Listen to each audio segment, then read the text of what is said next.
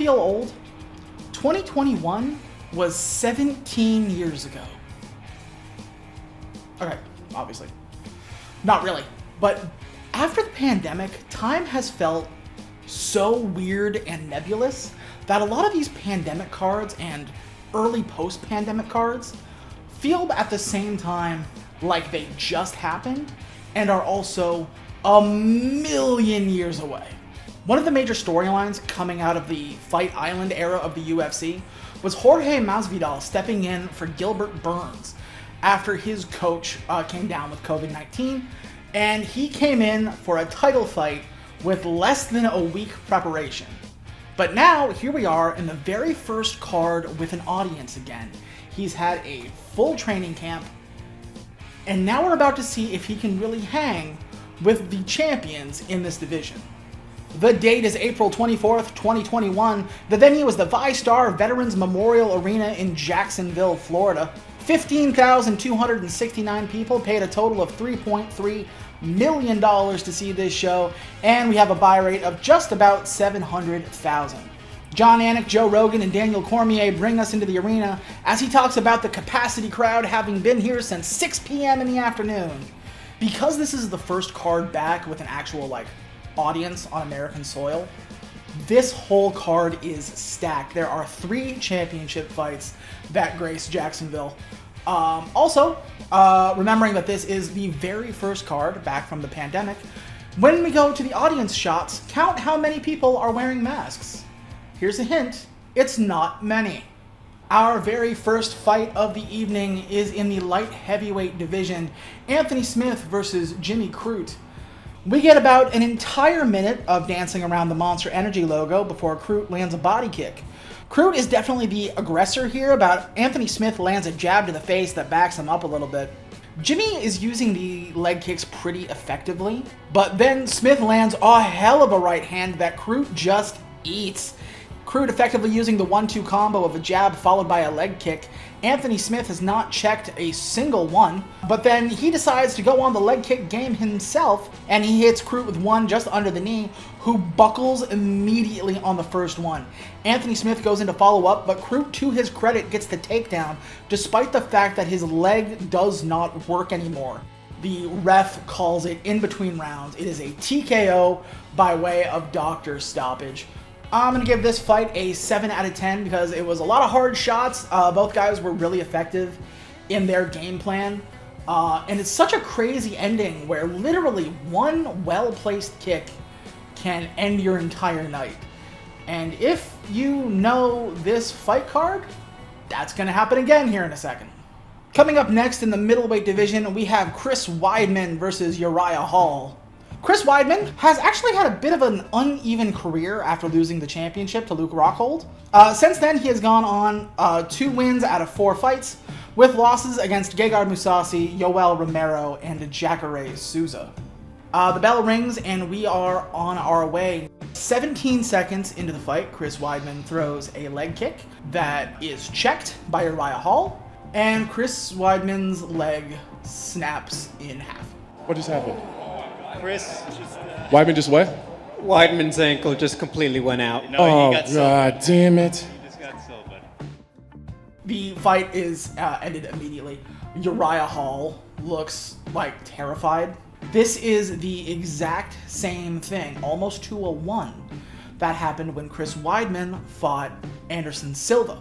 And that was a definite demarcation in the downside of Anderson Silva's career. Luckily, I knew this was coming. I am watching this after the fact, but at least 700,000 people did not.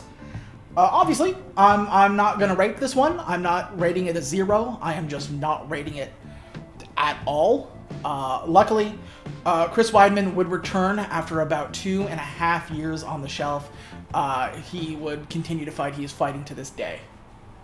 Coming up next in the women's flyweight division, we have champion Valentina Shevchenko versus challenger Jessica Andrade. Now, Jessica Andrade, back in her home weight of strawweight, was going on a 2-fight skid. Losing to the likes of Zhang Weili and Thug Rose Namajunas, I mean, if you're going to lose to anybody, those are pretty good people to lose to. She decided to come up a little bit to see if she could calm the waters, and calm she did, as she knocked out Caitlin Chikugian in her flyweight debut. Valentina Shevchenko is the owner of the most championship wins in women's flyweight history, currently on a 6-win streak against the likes of Liz Caramouche, Joanna Violence, and Jennifer Maia. She has been champion since 2018, and even starred in Halle Berry's directorial debut, Bruised, and I'm pretty sure it's been memory hold right there next to that reality show with a pre-John Cena WWE. Andrade is taking the aggressive stance, but it's very difficult to get close to her. Andrade misses a shot and Valentina takes it for a takedown, but Andrade can get to her feet, but she cannot shake off Shevchenko. Valentina Shevchenko is one of the most accurate counter-strikers in the game, and she proves that as she just starts picking her apart. Andrade throws her against the cage and gets into the clinch to start working the body, but Shevchenko just starts taking her down basically at will. Back on the ground, Shevchenko goes for a rear naked choke, but Andrade weathers through the storm and gets herself free. Shevchenko gets her against the cage and just starts kneeing her in the face with those long-ass legs. It looks like a mother trying to control her toddler. Round 2, we start trading in the center, Andrade getting a couple jabs in, but Shevchenko using her reach advantage to grab and throw her down to the ground. 3 minutes left in the fight, Andrade finally gets to her feet, and she tries to lift Shevchenko up, but she just doesn't have the strength, or Shevchenko's got significantly better balance than I think. Shevchenko ties the record for takedowns in a single fight at 7.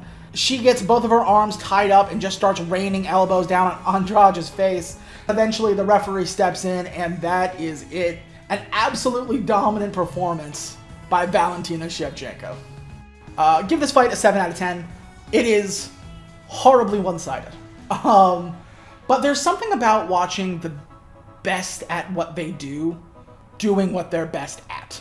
Like I said, I feel bad for Jessica Andrade. Not a bad fighter, but god damn was she outclassed.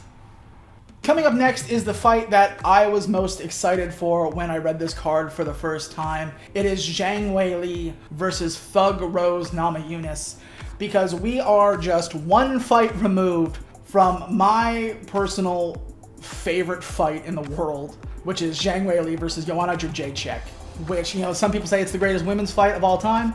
It is. I think it is one of the best fights of all time, period. Thug Rose Namajunas is sitting at 10-4, coming off a fight of the night performance against Jessica Andrade, who, despite only having one fight on this card, I have already mentioned 56 times. Round 1, we start off with Namajunas doing some counterpunching, Zhang throwing some combos that don't land, but then Thug Rose herself throws a left head kick and knocks Zhang Weili out cold. This is an absolute bastard of a way to lose your winning streak. 1 minute and 18 seconds for the new champion, Thug Rose! Thug Rose! Thug Rose! I'm gonna give this one an 8 out of 10. There's not much to it, but I love a good head kick KO. Nothing prettier than that. You know, I wish this fight went longer. I think these two could just absolutely tear the house down.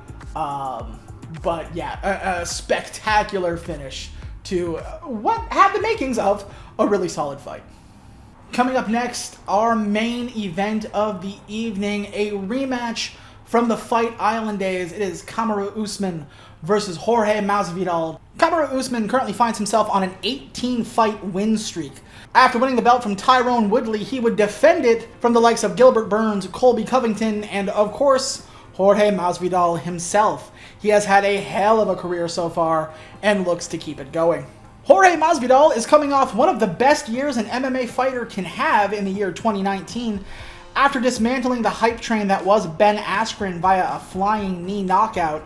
But even before that, he took out UFC pet project Darren Till in a fight of the night and has always been close to championship gold, but has never actually achieved the championship. Unless, of course, you count the fight with Nick Diaz, which I, of course, do not. Usman starts off with a brutal counterpunch after a leg kick. Masvidal tries a body kick, which he hits, but it gets responded to with another right hand by Kamaru Usman. Masvidal tries another shot, but Usman picks him up and slams him to the ground. He gets on top in open guard and starts throwing punches. Luckily, Masvidal is very good being defensive off his back. Usman tries to change position. He gets some hard spike elbows to the side of the head as we eventually get to the feet and break apart. Under a minute now in the round, Gamebred takes a straight couple of rights to the face, and Jorge just smiles and tells him to keep it coming. Round 2 starts. Masvidal throws a wild overhand right that leaves him wide open, and Usman responds with a shot to the chin. Masvidal tries to shake it off, but he can't shake this one off. He loads up a right hand and nails it to the side of the chin so hard you can literally see the sweat knocked off Jorge's face. Masvidal gets absolutely sparked, and I don't think we see that very often in his career. I've been humming between an 8.5 and a 9. I don't know if I'm allowed to go 8.75, so I'm going to err on 8.5. Really solid fight. Both guys are so good at what they do. I think, given like where their career was at, where their career was going, this is probably the only way it could have ended, but what a way for it to end. When all is said and all is done, I think I would give this card overall an 8.5. It is a really fast-paced card, a lot of crazy knockouts. Every single fight ends with a decision in some way, shape, or form. There is kind of the dark cloud of the Chris Weidman injury kind of hanging over the rest of the show. But if you forget all that, this one is really solid and a hell of a way to come back after the pandemic. This is why live sports are better with a crowd. And now that, you know, the pandemic is over, we got back to this kind of thing, and we don't need to keep doing fights in the Apex. I mean, could you imagine still doing fight cards at the Apex? That would be crazy. So that is it for UFC 261. What did you think? Let us know in the comments below. The beginning of the end of Masvidal's career. What was it like to see the crowd back in form for these live UFC cards? Do you believe it's better? Do you want to go back to the silent era? Let us know in the comments below. You can also let us know over on Twitter and Blue Sky at It's Not Cagefighting. And if you, like our Patreon today, want to nominate your own card to see something that you like, something that you enjoy, see what we feel about it, you can go over to patreon.com/itsnotcagefighting, and you get to nominate whatever card you feel like, and we will get to it when we can get to it. It'll happen though, I promise you that. But until next time, I hope you had a good time. I know that I sure did. Very thankful for you guys to welcome me into these videos like you have. I've been sweating that for weeks since I started, so thank you very, very much. If you want to see more, like, comment, subscribe, all that stuff, and we will see you next time.